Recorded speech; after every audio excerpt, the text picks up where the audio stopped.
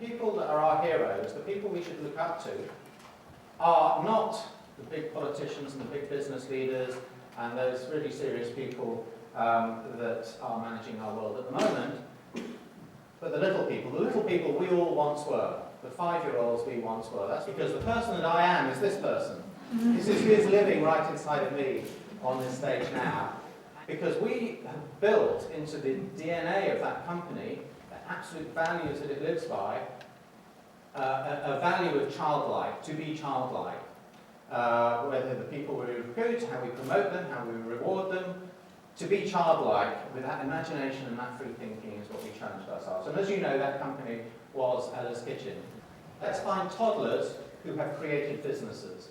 And the first one is this little girl here. And in the 1950s, she went on holiday with her parents and got all excited, and they took photographs of each other, and she asked her dad, why can't I see the pictures that we've just taken? And she didn't understand why this should be so. And he then thought, why is this so? So he went off and he created, over the next couple of years, the Polaroid camera. Within 10 years, every second household in America had a Polaroid camera, because a little girl asked a question that no adult had thought to ask before. When I was creating Ella's Kitchen, we had some ideas of what our first products would be, and I put them on our kitchen table, a little island, and I asked my kids and their friends to say which one they liked best. And my son straight away said, I like the red one, red like my fire engine. That was his rationale. And he pointed at it, and they sort of tasted it, and they all agreed that was the one. And I thought, right, we'll go with that. That's consumer research. And then I thought in the evening, he called it the red one.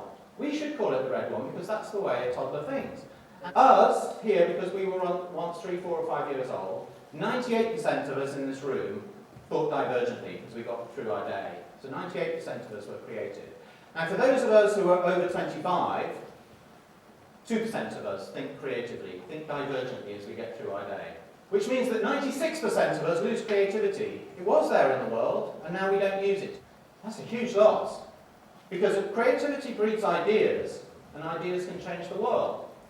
So I sort of thought there's this whole load of skills that we had at 5 years old. And the sad fact is that many of those things we don't use anymore. And that is, I'm going to indulge you. You're not just going to listen to me. I'm going to ask you to do something now, and that is, I'm going to encourage you to grow down, to be that person you once were when you were 5 years old. But I think when you get there, you can just imagine stuff that may be true, maybe not true. It's all in your head, and it's true to you. But that's how we lived as toddlers, because we didn't know the rules, we didn't have to conform, and our mind could go wherever it wanted. And I just say, all of those things relate back to a simpler type of life. Thank you for listening. If I have to say questions, I hope I've changed 1% of the way you might look at the world, but I know I've given you a smile. Thank you very much.